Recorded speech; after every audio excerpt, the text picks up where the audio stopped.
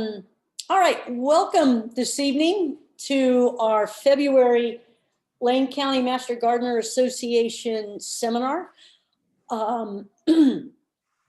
This evening we have Jody Einerson, who is with OSU Extension and is the Oregon Season Tracker Coordinator. And she's going to tell us about that program this evening. Jody is also involved with Forestry and Natural Resources and works with 4-H. And I'm really pleased that we were able to get Jody tonight. I actually had the opportunity to meet her a couple of years ago when I did the Oregon Master Naturalist program, and she came in and talked about citizen science and also the Oregon Season Tracker.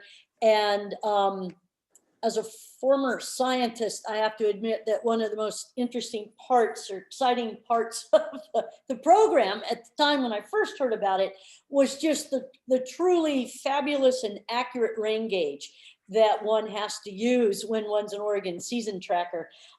She's going to talk about collecting rain data or precipitation data, but she's also going to talk about the phenology part of the program. And so I will now turn it over to Jody. Thank you for coming this evening, Jody. Well, thank you, Sharon, for the nice introduction there. And good evening, everybody. I'm glad to have you joining me. I wanted to share with you about Oregon Season Tracker. It's a citizen science program through Oregon State University Extension. Let me get my slides going here. And so it's a joint project that's between OSU Extension and H.J. Andrews Experimental Forest and the PRISM Climate Group in Oregon. Those are all research-based entities. And we are citizen science volunteers in the community that are helping research at these sites. So we're going to learn a little bit more about all of that tonight. So I like to kind of start off at the very beginning to make sure that everybody's on the same page and kind of figuring out what citizen science really is. And so I like to always mention to people that it's a collaborative effort between researchers and volunteers in the community that are gathering data. And you sometimes hear it referred to as community-based science. I've also heard it called people-powered science.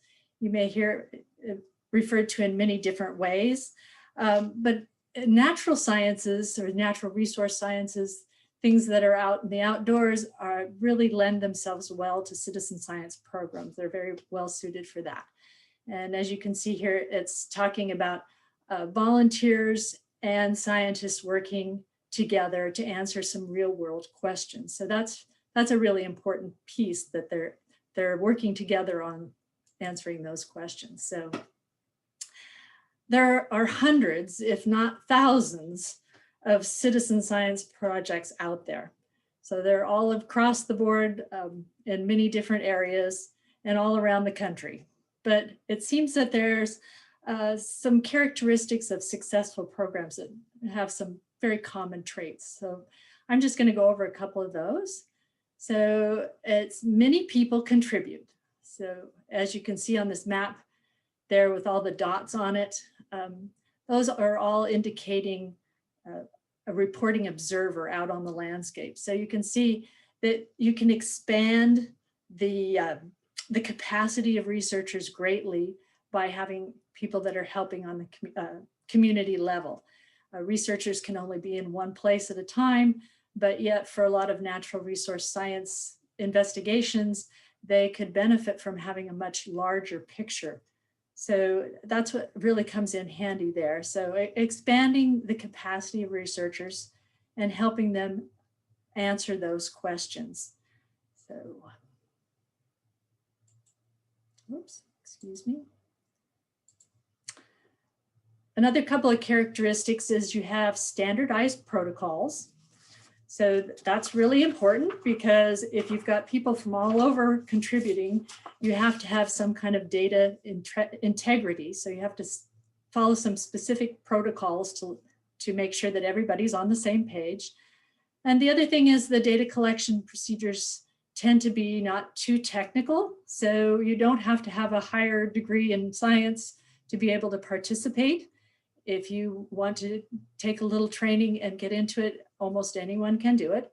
It also usually, if it requires equipment, the equipment is low cost so that there isn't a barrier that way to getting involved. And in these pictures, the rain gauge is the picture that Sharon was just sharing about the rain gauge that she got that she's really excited about. That's the rain gauge that the program uses.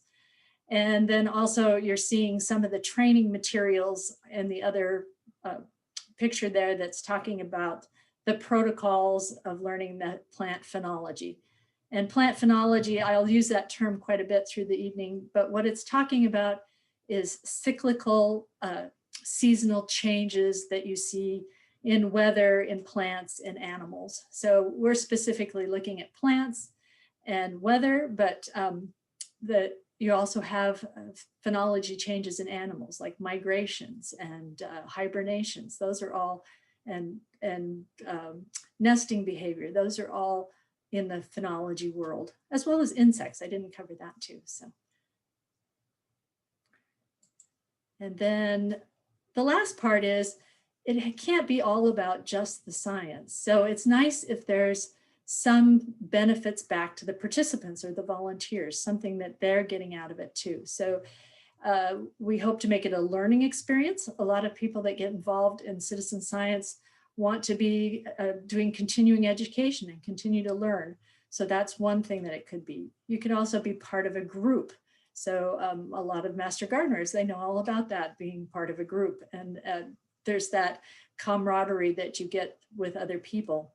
Some people do it for recognition. So getting recognized for what they can contribute there. It also has to be something that you're getting back out of the program in such a way that if you see the graph here, if you're contributing data to a program, one of the programs that we work with, they, at the end of the year, send you back your data in a nice graph form that you can actually use in your own yard. So that's one of the things that we hope out of this program, that people are using the data themselves, not only just contributing it to science research. So there's a lot, like I said, there's thousands of programs out there, and I thought I'd just bring up a couple in case that you might already be aware of. And one that I always like to share, and people that are bird watchers probably are already familiar with this, but the Audubon Christmas bird count. It is the oldest ongoing citizen science program at 121 continuous years. And that's awesome. I mean, that's incredible. The data they've collected over that time is very valuable. So on one day a year or over one weekend of or week during the year around Christmas, people go out and they count what birds they see. There's a certain protocol for where and how, the length of time they're counting, but then that gets put into a database, and that greatly helps researchers understand the populations of birds and changing trends that could have happened over that 121 years. And if you're a bird watcher, it's something that you enjoy doing. So that has all those different factors in it. There's another, the Oregon Bee Atlas project. That's also an OSU Extension citizen science project where people go out and they collect native bees and they learn to identify them and mount them. And it's, again, looking at populations. It's not a very well understood population of what the native bees are in Oregon and what different species there are. So that's what that one's doing. Monarch Watch. There's a lot of people that are interested in trying to preserve the monarch butterflies, which are having difficulty. So not only can you be planting common milkweed for them as a host plant for their caterpillars, but you can be watching the monarchs and reporting back so that people have a number that they're seeing. And then I wanted to share this size starter, and that's not really a citizen science program as such, but it is really like a clearinghouse. So if you're interested in citizen science, I would encourage you to go to the website. You can actually just Google size starter and it'll get you there also. But it's like a clearinghouse of different citizen science projects, hundreds of them. And you can search by topics that interest you, or you can search for regions if you want to get involved in a smaller program. And they have everything under the sun, not only just natural sciences, but they do things like looking for black holes in space and helping medical science. And there's just all across the board. So there's lots to get involved with if you're interested in something like that. So I have a poll tonight, and I think Sharon's going to launch it for me. And I would like to ask people if they are involved in citizen science, in any citizen science projects now. So if you want to go ahead and answer that, that just gives me some feedback about what my audience is like tonight.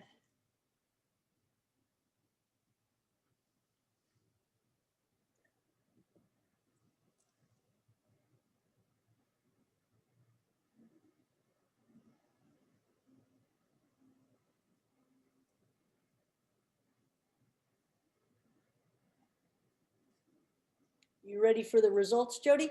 Yep, go ahead. All righty, there we go. Whoops, there we go.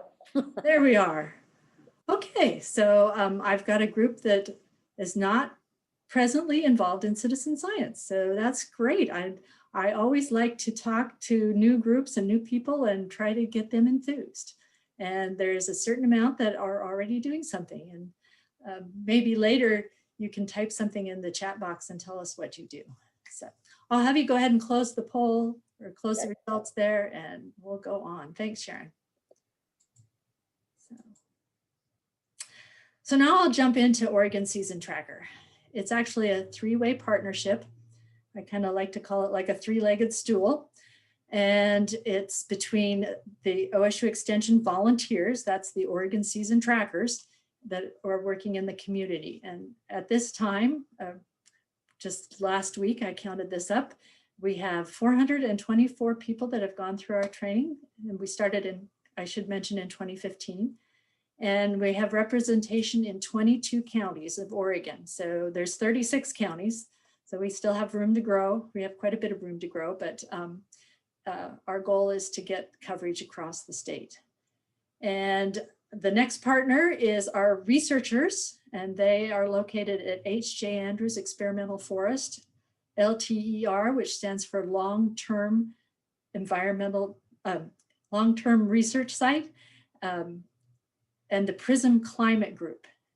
And through them beyond, and we'll talk about that a little bit more. And you can see right here, the little zoom in is showing the H.J. Andrews Forest. It's up in the Cascade Mountains up near Blue River, so right in your backyard.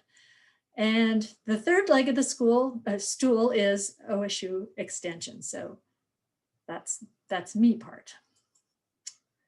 So I'm going to start by talking about the volunteers, and they're people like you, and they're like me. They're like all across the board. They come from all walks of life.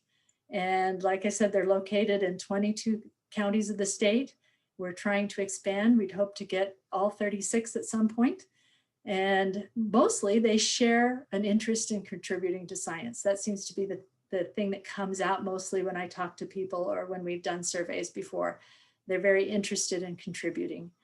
Also, I will say that almost all of them are also outdoor people. They like to either garden, or they like to go hiking, or they like to be outside in some interest. So that helps also. So what do Oregon Season Trackers do? Well, we talked a little bit, they collect precipitation, and you can see the rain gauge there. Not only do they collect rain, but they're also collecting all kinds of precipitation, whether it be snow or ice or hail or whatever means it is. And they're also watching plant phenology, or those changes that happen to plants seasonally, like bud break and flowering. And they're doing it at a site at their own house or their own home, in their backyard. If you're out in a rural area, in your woodland or farm, ranch. And we also have schools that participate as well. So those are all people that do that. I just wanted to share a little bit about whether you do this to begin with or not. I was not a weather watcher myself before I got involved in this program. I would watch it out the window, but I didn't really watch it really closely. And I got the rain gauge. I put one up at the office. This happens to be a demo garden that we have at the Benton Extension office. And I would be reading it every day when I came into work. And I started to get quite a bit more interested in it. Then I found that there is a protocol for reporting precipitation over the weekend when you're not there, when I wasn't at work. But I got to find it, I would want to know how much was coming down on Saturday because I wasn't there, and I would be curious. And so pretty soon I had a rain gauge at my house too. So it kind of grows on you. And I guess I've kind of turned into a weather geek, even though I didn't start out that way. And I also use that information because I can know what kind of things to do in my garden as far as management for watering and things like that by watching my rain gauge. The other thing, watching plants is a little bit more nuanced. It takes a little bit more to learn the protocols, but it isn't hard. It is just something that takes the commitment to do. And so again, I thought I was a pretty good plant watcher before I started this. I was always interested in plants and I garden, but I found some interesting things when you started watching plants super closely that you don't generally notice. And one of the things that I learned was right here, you have a picture of the bud that on a big leaf maple tree. You can have leaves and flowers coming out of the same bud. I had no idea before I got involved in this, but that's something that happens. So I'm going to ask you now, I have a second polling question, and I'll have Sharon launch it here. I'm going to ask you now about what maybe you do in your yard. So do you collect any weather or precipitation data at your home now? And that can be in any form, informally or formally.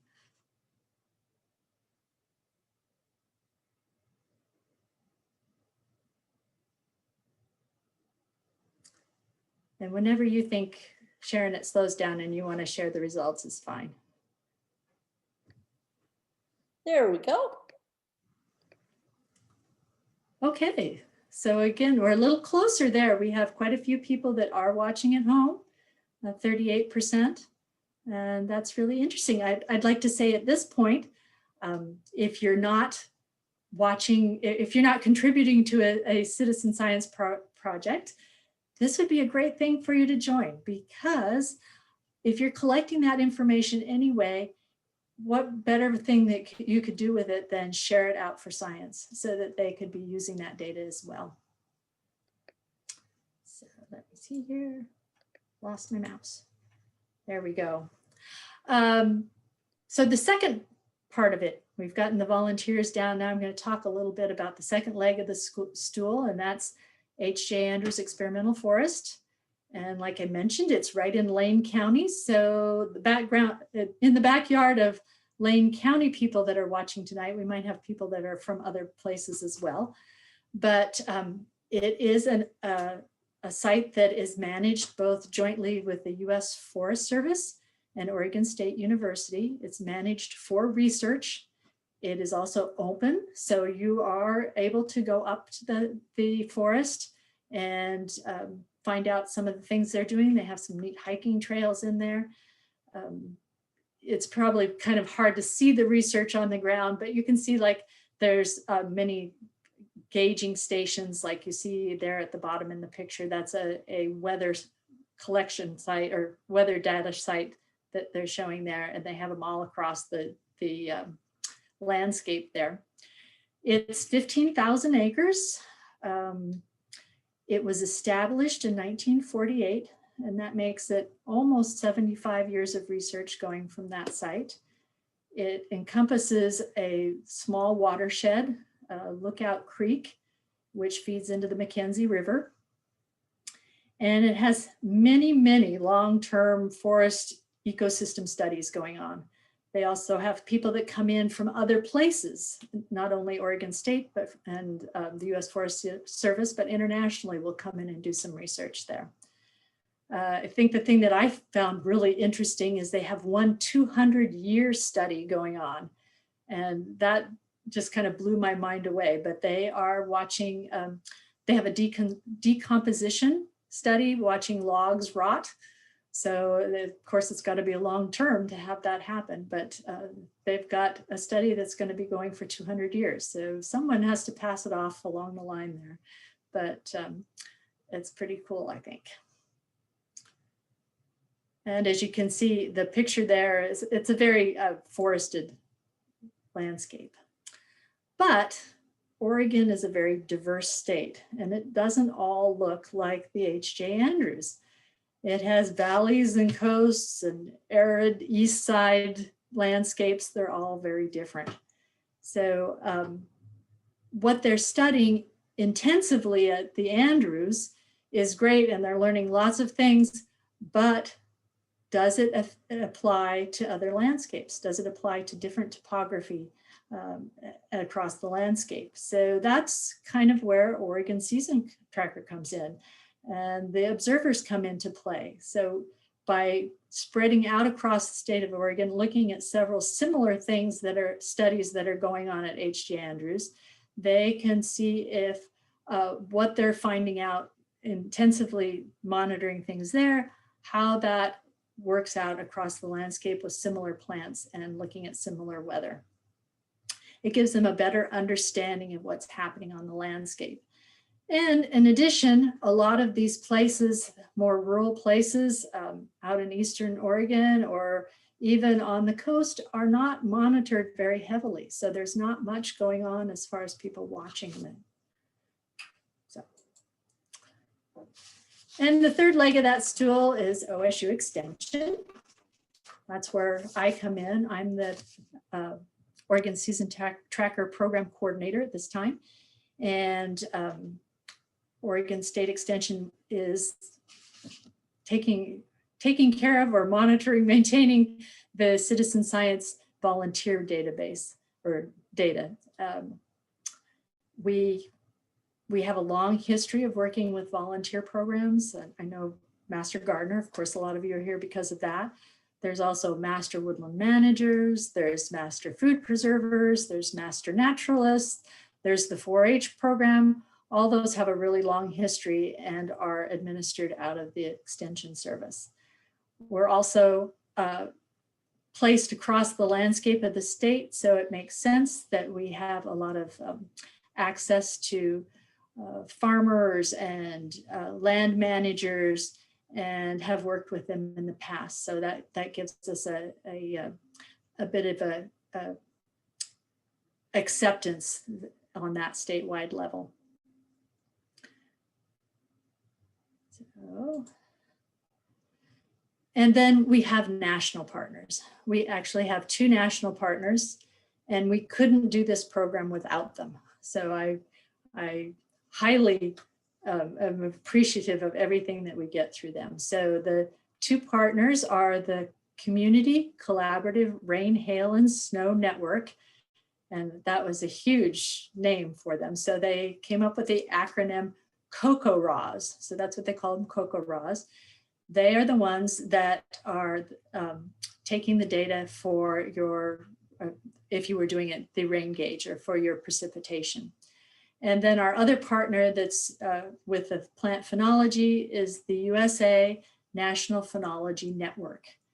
And they have a program called Nature's Notebook that maybe you've heard of, but that is their citizen science piece where the people can contribute. By collaborating with these 2 groups, there's a lot of benefits. The data goes into a centralized database. It minimizes duplication. I don't have my one database here and another one somewhere across the country. And so it's all being pooled into a central location. That means it's available for more researchers to use. And because they're such large established networks, they also have the people to maintain the computers, to maintain the databases, and to make them accessible to everyone. So as a volunteer, you have access to that data as well. You can go in and pull up things to research questions that you may have.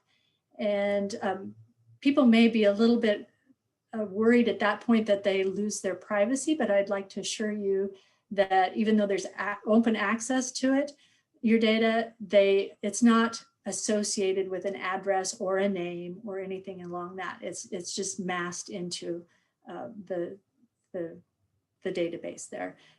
It has a general location, so they would know that it was in a certain part of Oregon, but it wouldn't be able to be traced to you.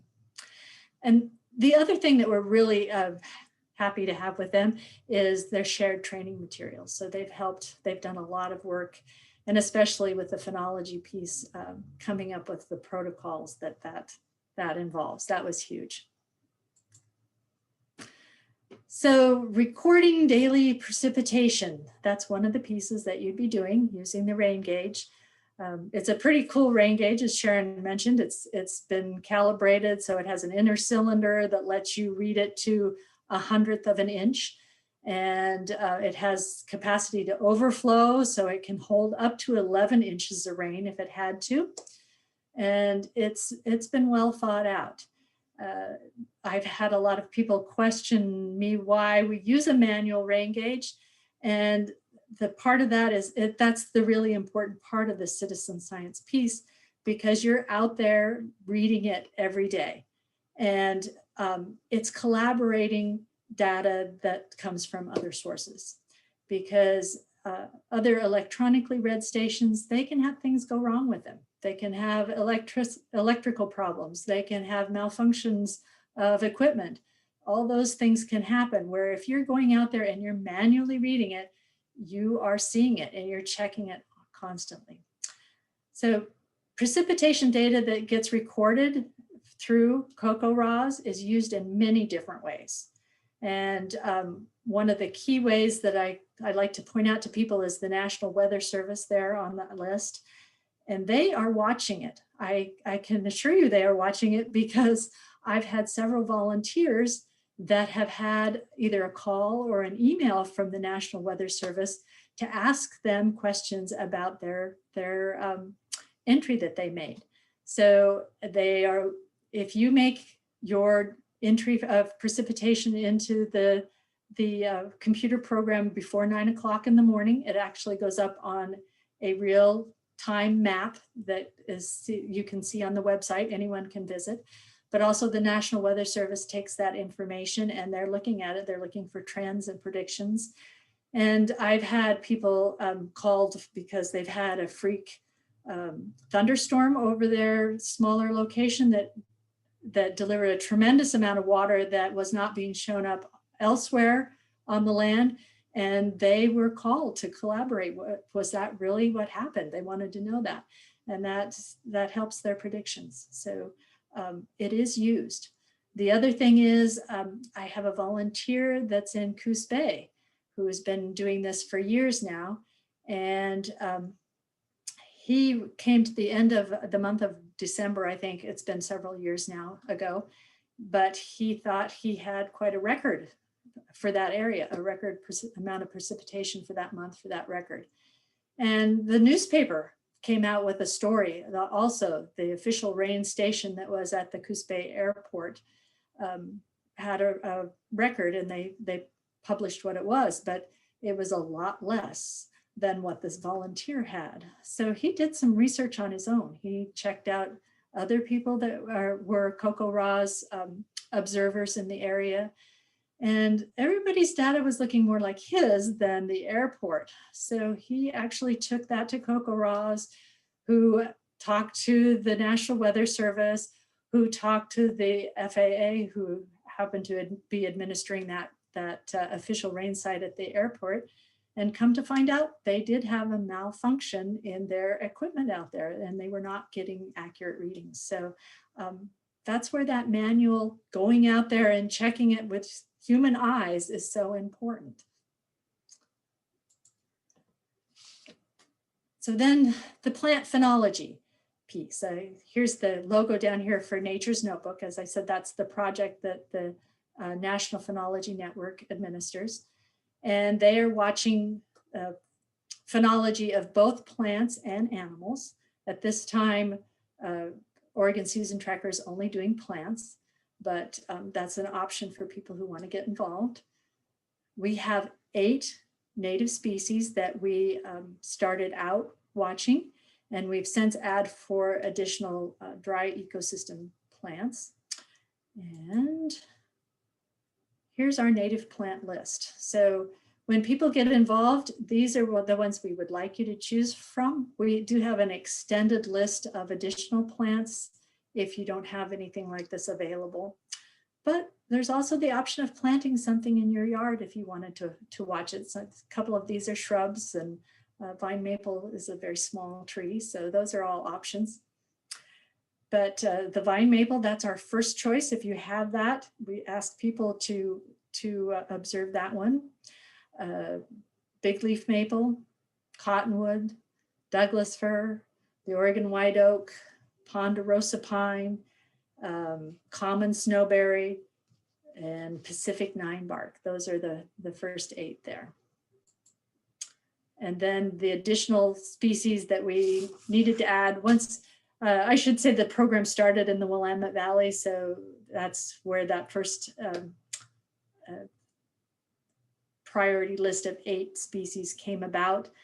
But as we started expanding across the state, those 8 work in most of the state, but there are certain places where they don't. So a higher elevation where quaking aspen would be, or the really arid, dry east side where you would find rabbit brush, big sagebrush, and antelope bitterbrush. I will say that the species that we chose, mostly these 4 additional ones are a little bit more difficult to watch. But the original 8, they were chosen because they have a large range across the state. Even in many of the east side places, you will find those species, especially along creeks and waterways where people generally live anyway. The other thing about them is they're easy to ID, so you can identify those species fairly easily. And that's really key when you've got volunteers out on the landscape. You've got to make sure that they're watching the correct plant. The other piece is they connect with research that's going on with Andrews. So many of those species are ones that they're actually watching the phenology on the Andrews forest. And the last piece of it is they're fairly simple to observe the phenology on.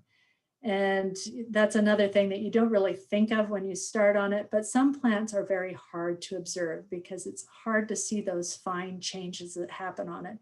And that's one of those is the Western red cedar, because we had explored using that particular species too, as it has a big indigenous population interest in that species. But it is so difficult to read the phenology on it, to see new growth, to see exactly when it's flowering in those other stages. So here's some pictures that kind of show what we're looking for phenology. We're looking very minutely at things like bud break, where you can see in this photo with the finger, it's just, the bud is just starting to crack open with a little bit of green starting to come out. So it takes some concentrated observation effort. You can't just be speeding by and just do it on the run. You have to actually look at your plant fairly closely.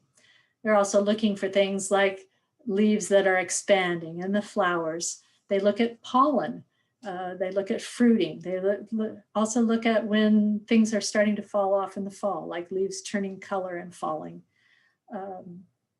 The one thing that I would like to share is a lot of people think that you're just reporting one at a time, but a lot of these stages have overlap or they're happening concurrently. So you could be having many different things happening on the same plant at the same time.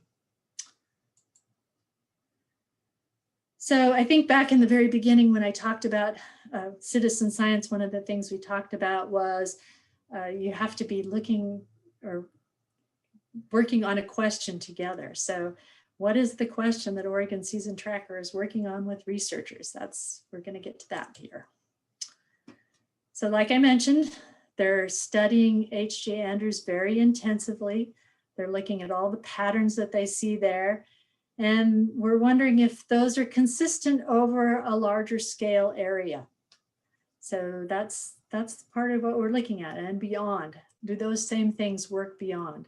They're doing a lot of research about the weather changes in different topography. And that's a good question. Is it just happening in the Cascades, or will that happen somewhere else? So how does weather and climate change across the ecoregions? And ecoregions is talking about those big, large scale divisions that you see in Oregon, like let's say the Cascade Mountains or the coastal area or the high steppes of Eastern Oregon. Those would all be considered the ecoregions. But then we're also looking at microclimates that change in Oregon. And microclimates, that's talking about the small scale. So that's where you come in, when you've got the backyard, when you've got your property out in the country that you're watching, or you want to know what you and your neighbor across the creek divide might be. So that's all that small microclimate. So it's helping you as well as the larger scale. I also like to introduce some of the researchers here, and this is Dr. Chris Daly. He's the director of the PRISM Climate Group, and they are located at Oregon State University in Corvallis. And what they do is really intense climate modeling. He brings in climate data from all over. He gets it from national organizations like NOAA and NASA. He gets it from the Weather Service, and he also gets it from CoCoRaHS. So he's a very big advocate for CoCoRaHS, and he's also an Oregon Season Tracker himself. So even though he has access to all of that, he has a rain gauge and he's watching some plants in his backyard up here in Corvallis. So he's a great supporter there. And you're probably familiar with his work. So if you notice on the screen there, he's got a plant hardiness map up there. And as master gardeners, you're probably very familiar with the plant hardiness zones and precipitation maps. Those all come out of PRISM Climate Group for the entire country. So you're contributing to the larger picture there. So I bet you didn't even know that. And then how do plants respond? How do they respond to this different weather? And we're seeing different extremes of weather. And that's where the plant phenology piece comes in. And so gardening, farming, and forestry, they all depend on expectations of how plants respond to seasonal weather. And they look at annual precipitation, they look at first and last frost dates, and these are constantly being modified with the weather and climate data that comes in over time. So those, like that plant hardiness map, gets changed. But there's not that going on for native plants. So with more extreme weather, we need more information about how that's going to affect the native plants that we have in certain areas. And as I said, there is very little data, especially over a large landscape that has to do with native plants. And again, I'd like to highlight the researcher. This is Dr. Mark Schultz. He is the research director at H.J. Andrews Experimental Forest. And he has been on the planning team of Oregon Season Tracker from the very beginning. He's a great advocate for us. And he has several plant phenology studies that he does himself up at the Andrews. So he's been a great supporter. And then just because you're part of the National Phenology Network, if you're watching some of those plants that we mentioned, maples, oaks, or poplars, and that's the cottonwoods, the oak that we have in there, and the two maples, vine maple or big leaf maple, you would be part of a bigger national project. This one's called Green Wave Northwest. They have a Green Wave Great Plains and Southwest, but we're in the Northwest piece there. And this happens to be a project that's being developed by some researchers at Princeton University. And they are tracking what they call the green wave or the green up, the bud break of those plants over a huge landscape scale. And they're doing it with satellite. And at this point, it's a new science. They're still working on it. And that's where you coming in. Again, as citizen scientists, you're on the ground. You're ground truthing the data that's coming in on those satellites so they can calibrate and make sure it's accurate. And the other map with all the dots on it, that is a map coming out of CocoRa's. So that's the map that you would see every day once you enter your data. It would be one of those dots on the map, and you can actually drill down into Oregon. You can drill down into a specific county, and you can zoom in and see the different stations that are around and what's being recorded. And I find it really fun myself to start going in and looking. If you pay attention to what's happening around you, you can learn some interesting things about just your small area. So I know in Benton County, there's a ridge over the northwest part of Benton County that sees a whole lot more rain than I do. So, and I can watch that pattern as it happens. So as volunteers, we realize people have a life and they're active in many different ways. So we've tried to let you choose a level of commitment if you become involved. And your basic level is a single plant and a rain gauge. That's ideal. And ideally they would be at the same site or close by to each other. They don't have to be exactly at the same site. That's ideal. It doesn't always happen. I have several people that just do one or the other. I have like an apartment livers that want to watch plant phenology on their daily walk, but they really don't have a place that they can put a rain gauge. Or I have people that are really want to be weather geeks and they don't have access to the native plants, so they just have the rain gauge. So that's a possibility too. You can always add more species.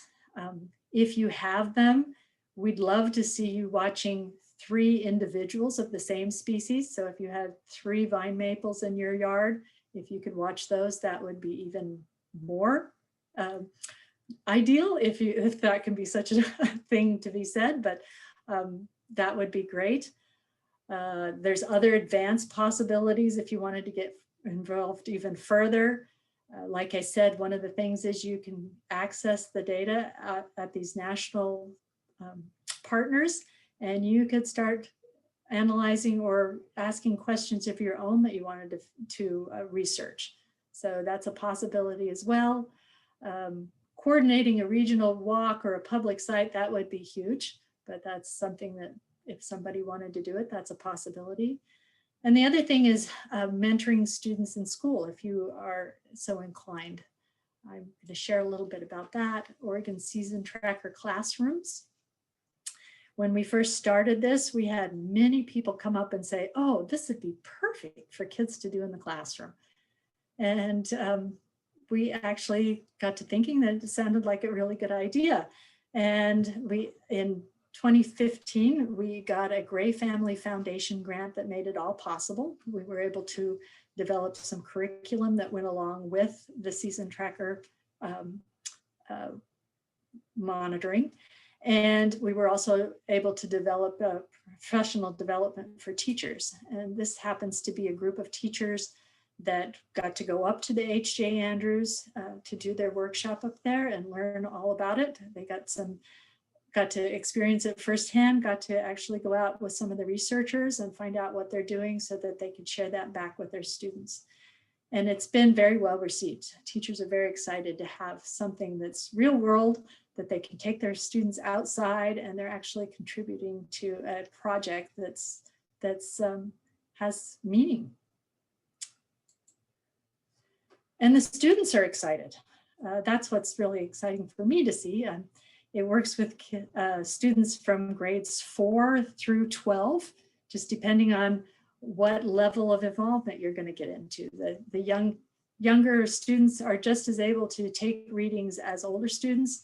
They probably don't get involved in as much of the curriculum piece or the research part of the curriculum, but it's available to them as well.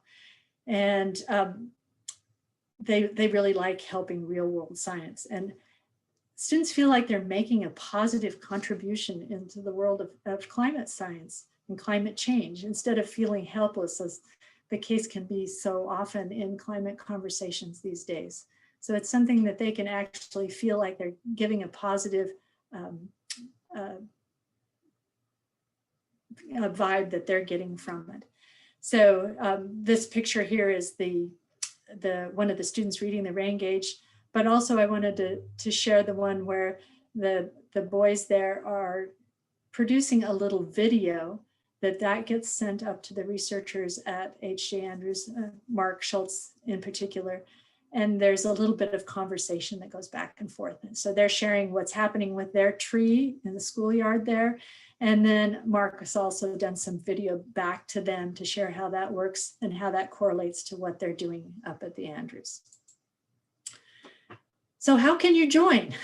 It's actually pretty easy if you're interested. In this day of pandemic shutdowns and no face-to-face classes, we've actually turned it all into an online training, which is free. We don't charge for it. The online part is self-paced and you can get through it on your own. We do offer some Zoom protocol sessions where you can get a little bit more hands-on experience with someone looking over your shoulder, which is very popular as well too. But they're not required. You can do that if you want.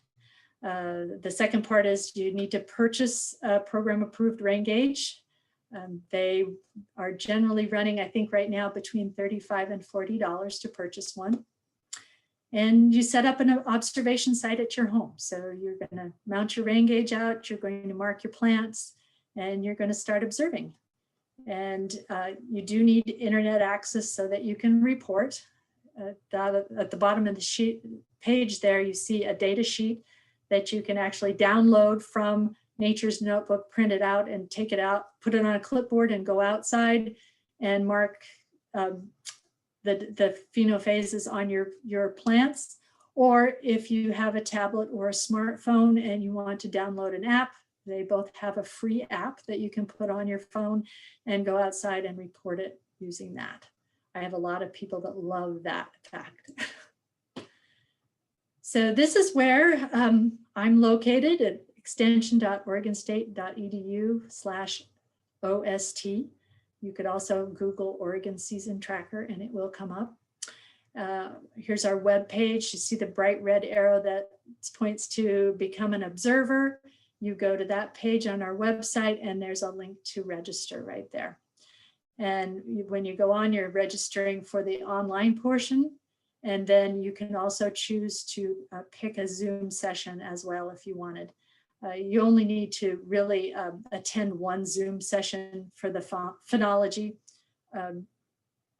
for the most part. I will say I have a couple of, if you're interested in joining right now, we have some seasonal Zoom sessions that are set up and they're coming here pretty shortly. The first two, the February 23rd and March 11th, is a focus more on deciduous plants that are part of that, and with a focus on vine maple, but it really applies to all deciduous plants. The March 16th session is going to be more focused on conifers. So those are available if people are interested in joining us. So the other thing is I like to stay connected. And one of the things is reporting back your station number. When you get a rain gauge station number, it will come from CocoRa's. But if you report that back to me, that's how you stay connected with the Oregon Season Tracker part of the program. So that means that we are able to track our impacts in the state of Oregon. Otherwise, like I say, there's privacy issues and I can't say that I want to find everybody by name. They won't give me that station information. The other thing is our website. I told you about registering there, but we also have resources on the website. We have what we call the educational photo galleries. And for each one of those priority species, we have many different stages of photos showing those different phases that they're asking you to report on. So that's a resource there. We have a digital newsletter called The Observer that goes out quarterly. We don't bombard you with much, but quarterly it goes out. We include things like trainings, because you're welcome to come back and redo trainings or come to a Zoom in the future if you feel like you need some brush up work, or we try to make connections there to our researchers, tell you what's happening there, and maybe send out timely reminders if we know that plants in certain areas are starting to break bud. We might send out that it's time to go out and watch your plants if you're watching this. And then the final thing there was a summer learning retreat. We actually got to do our first one in 2019. I hope that someday in the future here, post-pandemic, we'll be able to do it again. But we were able to take 50 Oregon Season Tracker people out to the Andrews and spend 2 days out there. And we got to go around in the forest. We got to talk to the researchers. They got to go out and experience some of these research sites. And everyone had a great time. So hopefully we can do that again in the future. So I wanted to leave you with a few quotes that comes from volunteers, and they kind of talk about what people get out of it and why they're interested and what they felt out of it. And it kind of leaves you what motivates you. If you'd like to get involved in citizen science, what motivates you? And I always like listening to the one that said, I have been noticing the timing of birds returning, bud break, and amounts of rainfall and casual waves for years. This sounds like it comes from a master naturalist to me. Doing it in a way more structured gives one data which is useful in conversations. And I'm overwhelmed at the speed and degree of climate change already, and I'm planning and hopefully executing many adaptations in both forest management and household management. And that's one of the prime reasons that we're working on this citizen science program, is to open the conversation between researchers and the public and people involved as volunteers talking about climate science. So that's where I am, and I have questions. I am open to answering questions. Thank you very much, Jody. It's just a wonderful program that covers so many different things. And as you were saying, as you finished up, really gets you out and paying attention and starting to see patterns. So I think it's a really interesting program. We've got a few questions, and before we get to that, I just want to mention to everyone, I typed the URL for the Oregon Season Tracker website into the chat. So if you were rapidly trying to write it down or worried like me that you've made typos, it's a live link in the chat, and I tested it, so there are no typos. Thank you, Sharon. So I'll quit now and let Juliet take over. So I just want to remind people, if you do have questions, to put them in the Q&A box. We do have a couple already. There's one from Jessica, and she's asking if our potted plants or trees able to be part of this study, because she has a small potted vine maple. Yes, I was going to say, when you become involved and sign up for your site in Nature's Notebook, there will be a series of questions that you need to answer that apply to the plants that you are observing. So although it probably will not fall into the group of native plants that are observed, the data won't go into the same grouping as the other plants that are out in the ground. If you're answering those questions, that it's potted, that it's watered, that it's fertilized, those things will be asked of you as you enter that plant. So you would need to answer those. Okay. Jackie has a question about what about irrigation affecting the data? Okay, so again, that kind of comes down to the last question I have. When you enter your data, and I'm assuming that's for plants that they're talking about, they will ask you a series of questions. So say you put in vine maple, they'll ask, is it planted or is it naturally occurring? Is it being irrigated? Is it being fertilized? Those are all things that can affect the data. So yes, they want to know that information. I'm not sure if this might not be part of the question, but I will just throw it out there anyway. And then if you have irrigation, automatic irrigation, that's one of the things we go over in our training. You really want to be careful where you place your rain gauge because you don't want any splashing that's coming in from that. Norma is commenting about that she has 5 acres on Bald Peak and at least 1 acre is wooded, and that they need to do a survey of the trees to be sure of the species. And I think this is in relationship to the question about what people are hoping to do as far as being a citizen researcher. She said they're planning to be a monarch butterfly habitat, and a neighbor has asked if he can put a bee swarm box on their property. And they're planning to have an olive grove on this property. So it sounds like they might be pretty active.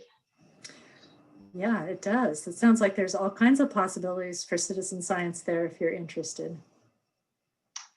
Patty is asking, did the holiday farm fire impact the Andrews Research Station at all? Well, thanks for bringing that up. Yes, it did. I will say that of the 15,000 acres, the Andrews, 350 of them approximately were burned in that fire. And they lost a lot of equipment on the landscape, monitoring equipment that was out there. Fortunately, it did not affect any of the buildings, the headquarters, the main site there. But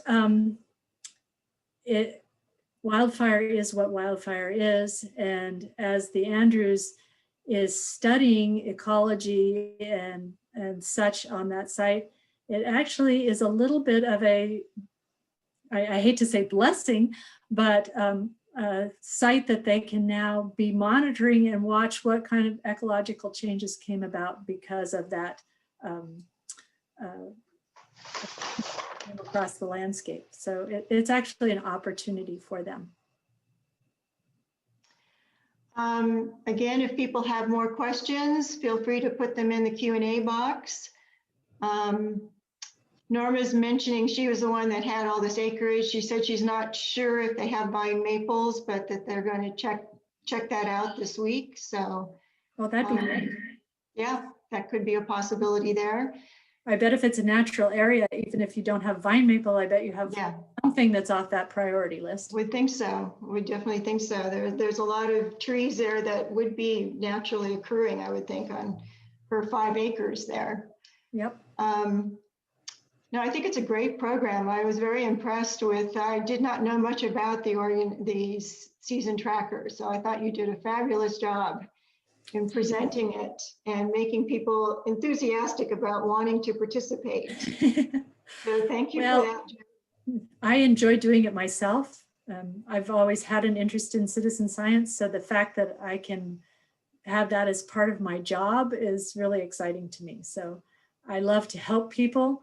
I'm here as the coordinator, so I answer questions if people email them to me, or in the days when we're not in pandemic shutdown or actually face-to-face. So there's one more question here about, have you had any teenagers participate on their own outside of school? Yes, I have on that question also. I've had a couple of teenagers that have done it. They've been high school age, a couple that have been younger that have done it with their parents. It's a great activity to do with grandparents too, if they have younger grandchildren that want to do it. But yes, I've had high school age people that have done it. It's a great way to get some real world experience in doing outdoor science, if that's an interest that you have. And I think it's a great way to jump in. We had some of them come, or at least one of them that came to that retreat up at H.J. Andrews and got a chance to interact with the researchers one-on-one. It was a really nice thing for them, experience for them, I will say. Well, I think that's all the questions we have. So thank you so much, Jody, for putting that together and being with us tonight. It was And good to see you again. mention to everyone that our next seminar is going to be Tuesday, March 16th. Neil Bell from OSU Extension will be talking about landscaping without irrigation in the Willamette Valley. So sign up for that. There's already advertising out for that. So hope to see you all there for that upcoming seminar. All right. Thank you again. This was second time through, but I enjoyed it very much. Okay, well, thank you for inviting me. And I should point that the picture that's behind me was taken out at H.J. Andrews. So there's a hike up to, they have a Forest Service lookout site up on the H.J. Andrews up at their highest point. And this is the trail that goes up there. So it's kind of looking out to the Three Sisters there. Righty. Cool. Thank you.